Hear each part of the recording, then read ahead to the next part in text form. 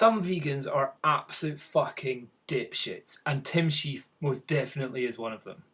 Why have I not seen a selfie of Kim Kardashian on the moon? Tim Sheaf, some of you may fucking hell, can we go? This is going to be painful to actually do. Tim Sheaf, some of you will know of him as being a vegan that is in touch with Jamie Oliver and trying to get Jamie Oliver to go vegan and failing miserably at that. Tim Sheaf is also somebody who I've done a video on, or a few videos on in the past, one where he has the belief that because he doesn't wear sunglasses, that's why he doesn't get sunburnt. And you know, maybe it's like some crazy thinking like that will save the world. And the problem is, this guy, he is amazing at parkour. Not going to dispute that. He has totally rocked Ninja Warrior UK. I fully respect him on his physical abilities, his physical prowess. 100%. If I want to learn how to do a monkey jump, cat flip, back somersault, then Tim Sheaf would definitely be somebody I would look for advice on. He's also somebody who is, with his fame through his parkour and his athletic ability, he's also famous now in the vegan community as well, because he's a vegan and he's a vegan athlete and he's trying to promote veganism. So again, great. I think that's absolutely fantastic. So let's all listen to the great things he's got to say about veganism and athletics and parkour and urban exploration stuff like that. That's all great. And he's almost got like 200,000 subscribers and all that kind of stuff. But fuck me, he is a space cadet, an absolute spacer. So one video he kind of slowly talked about how he thinks, because I don't wear sunglasses and I don't get sunburnt, maybe there's a connection there. Nonsense. So potentially promoting the idea that people don't need to wear sunscreen, I should say. Rather, just don't wear sunglasses, because that will magically make you not suffer from sunburn. And then, if you go to London Real, which is 173,000 subscribers, this guy is interviewing prominent people all around the world. I think the channel is called People Worth Listening To. And on the channel, he's had a couple of interviews with Timothy here, and he's known as the Vegan Prince. That's not a bad start in part 1 of 2. That's already a 48-minute interview. Talk to me about American. Then another interview going over about how he won Ninja Warrior, how he's awesome at that. Then he's got another big video down here, another 3,000 views or so, and being vegan, great, cool, good to hear. So that's all I want to hear. Ninja Warrior, parkour, being vegan, great. Unfortunately, for some reason, Tim comes out with this bullshit. The most ridiculed conversation you could possibly have on this show. Good, okay, I'm with you there. The flat Earth theory, the ridiculously stupid idea that the Earth is flat. Yes, okay, that's it's most ridiculed. Yeah, because it's total fucking nonsense. So 7 seconds in, end of story. Yeah, cool. No need to watch any more. No.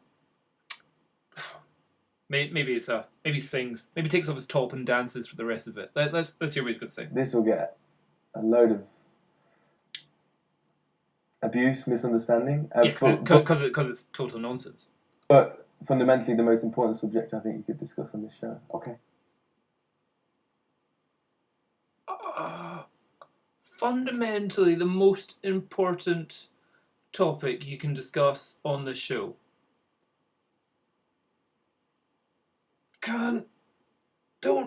Don't think so. You know, unless it's the point of ridiculing the absolute idiotic, regressive thought processes that go behind the idea of the flat Earth theory.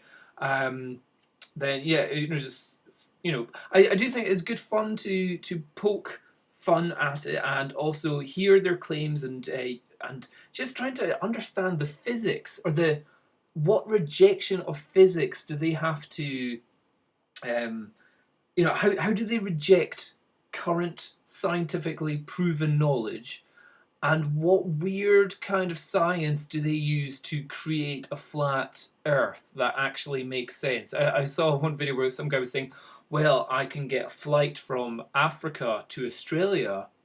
Sometimes it has to go via Singapore. No, that just doesn't make sense. No, that's called airlines. That's how they work, and airports and stuff like that. Or there's another one where it's like, oh look, the sun coming through the clouds goes out different directions. You're like, no, the clouds are like very high up, and you're a very small point away, so it looks like they're going out at different directions from your point of view. So no, but it shows that the sun is just above. They actually think the sun is just above the clouds. They also think that we've never been out to space. They also think, what is it? So they will anyway. So it's fun to try and think what physics bullshit would you need to make up for the Earth to be flat. I think one of the things is that the idea is that the Earth is flat, and there's no such thing as gravity either. Gravity doesn't exist. But what's happening is the Earth is accelerating upwards at 9.8 meters per second forever for some reason, and that's a fact. Yeah, according to them, because that it's just monumental. So yeah, Tim, that's where you're going. It's where you're going, isn't it? But let's talk about when I look into it, I thought, of course, it came to me several times, and I thought, well, is this crazy? But good, yes, that's how it should. That should be how it stays. I'm open-minded enough that I think, how the heck can someone believe the Earth isn't a sphere? It's clearly a sphere. Everything I've learned from growing up to movies to NASA, it's clearly a sphere. And I always say there's a fine line to having an open mind and just being ready to be filled up with idiotness. It's like, I'm not stupid, I'm just open-minded. No, you're thick. You're just being an idiot here. So, this is good. Okay, let's see. And so I thought, well, that's easily disproven. Let's watch some videos that disprove it. And so I watched the videos of Carl Sagan and Vsauce.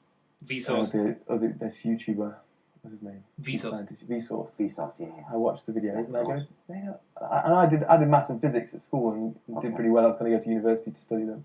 Well, let's go for the advice. The maths and physics. He did it at school. And he did pretty well. He almost went to university. So let's go for what this guy believes, instead of like actually listening to world-renowned scientists or intellectuals of some sort of way. Yeah, no. Let's hear what he's. Maybe he's watched some like YouTube clips where people have said cloud formations and sun rays. Oh, flat Earth. Oh, airplanes going one way takes 12 hours. Other ways, 11 hours. Doesn't make sense. It's just... Okay, let's hear how it goes. And then deferred it. So my mind certainly works in that way. What way? That kind of empty way which it can be filled up with nonsense. Okay. And I watched the video and I go, that doesn't actually prove that it's spherical necessarily. There's still an explanation, and I watched the flat Earth explanation for everything.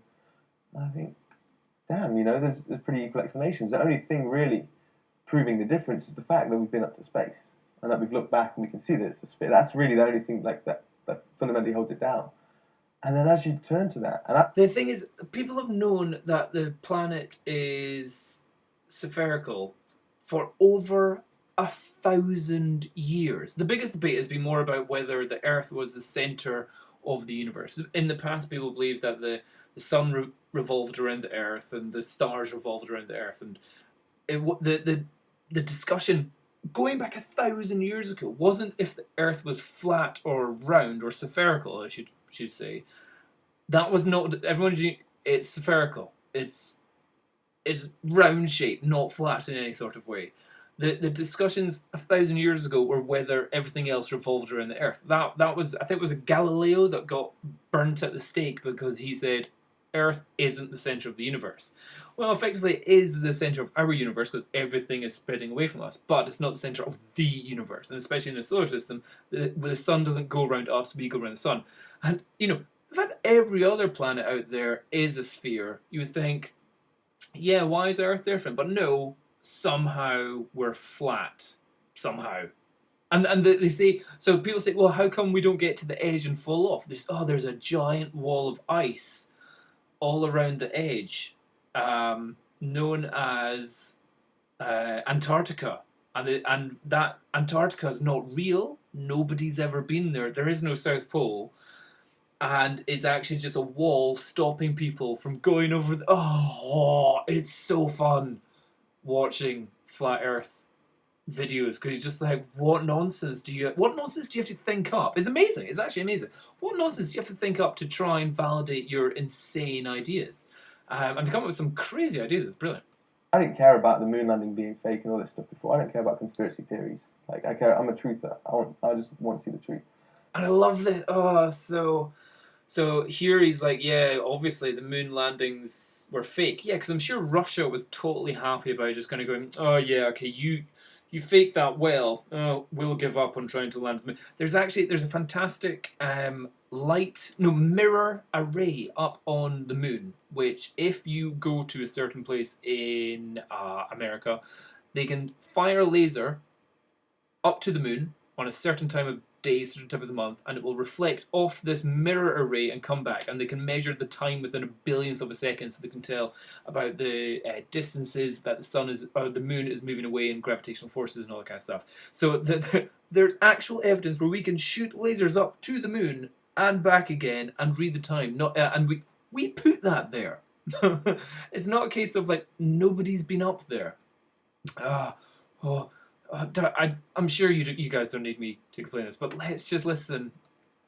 And you look into it, and it's really paper thin. Paper holding NASA. Paper thin. Okay. Neil deGrasse Tyson, all these guys. There's really not much other than visual evidence photos, which are easily faked, and that people growing up, you Google image satellite. There's not a single real photo of a satellite. It's all. So, Tim has never seen a satellite. I've never seen. I went on Google. I typed in satellite. Never saw a real photo. They don't exist. So, like all those satellites that we put up there to calculate our GPS. How is GPS done? Maybe that's like a secret underground Wi-Fi done by squirrels and hamsters. How does that work? So he thinks satellites aren't real. I have like certain times of the year when the sun's in the right position, you can actually see the International Space Station with your bare eyes flying overhead. It's happened numerous times. It's certainly in Scotland. It's always on the news. Oh, you never guess what? You'll see the International Space, the ISS, flying overhead. And with binoculars, you can properly see it. And with a telescope, you can literally see the International Space Station flying above you. It's not a conspiracy. We have gone out to space. Paper thin, obviously. It's fake. It's a conspiracy. That thing up there is something else. You can see that people that know photography and things can see that. The moon landing. I know photography, so therefore the moon landing's fake. You watch the post-flight press conference when they come back to Earth, and you listen to Neil Armstrong, and there's a conversation with him and Patrick Moore, and clearly you know anything about humans and lying and things. You can see they're lying. Every single YouTube comment is. Not that I'm taking my information from the YouTube comments. I could see it. Of course he's not. First, and then I read the YouTube comments, and everyone agreed with it that they're clearly lying. Yeah, because like everyone in YouTube comments are totally makes sense. Tim, where are you getting these ideas from? And they never went. We've not been there since 1972. They never went, and we've not been there since 1972. So you've in one sentence, you've just refuted yourself. Not been there since 1972. Well, you mean we've never been there ever? That one sentence completely doesn't make sense. The reason why we went there, what was about Apollo? Was that Apollo 11 was the first one there? Then 12, 13. There's a whole bunch of them that went up. It's like because it was fucking dangerous, ridiculously fucking expensive, and there's pretty much bugger all up there, and it was like it's so dangerous on monumental scales that they're just kind of going, unless there's some major benefit we're going to get out of going up to the moon, why the fuck are we doing it? Do you know what they found major benefits in? Satellites. information. Let's just put stuff up in our atmosphere and get information. Going to the moon was benefiting absolutely no one. You're like, cool, we got up here, we beat the Russians, we got some video footage, we got some photos. Boom, we win, we won the Cold War. Let's go back to making some science here. But yeah, it's like driving out to the desert and going, I found the desert. Let's go back home. We never went to that desert again. Why did you never go to that desert? There was nothing there. Totally pointless. It was amazing. It was a good drive. We really got an amazing car to get there, but it was just a desert. That's it. So until we're allowed to start mining or going for helium, was it helium-3 on the moon, then it's just massively dangerous, massively, like, billionsly expensive, and of no financial benefit to the country other than propaganda to, hey, we're more technically advanced than Russia, therefore we win the war. Anyway. Why have I not seen a selfie of Kim Kardashian on the moon? That's how we're going to start this video. With the Earth behind it, because we've not been there, you can't go there. Right. Because we've not been there, you can't go there. Why haven't I seen a selfie with Kim Kardashian on the moon? What the fuck are you saying? What the like, this presenter here is just like, his ears are actually going red, just going, I can't believe I'm listening to this. What the fuck am I hearing? And when you realise NASA, NASA they got 19.3 billion in taxpayers' money this year, and all they have to do is enough of Hollywood to give us enough photos and stories and hypnotise us and connect with our inner child, and So that's what NASA is hypnotising people. Mass hypnosis. I'm not going to go any more in this, because it's already hurting my brain just what the fuck I'm actually listening to. And it's so embarrassing that this person, who is a leader, a figurehead in the vegan movement, who claims to be open-minded, is then questioning why we don't have selfies with Kim Kardashian on the moon. I'll put a link to this down below. And if any of you are flat earthers, leave me lots of comments. I love those comments. Can't wait for them. Good work. Bye-bye.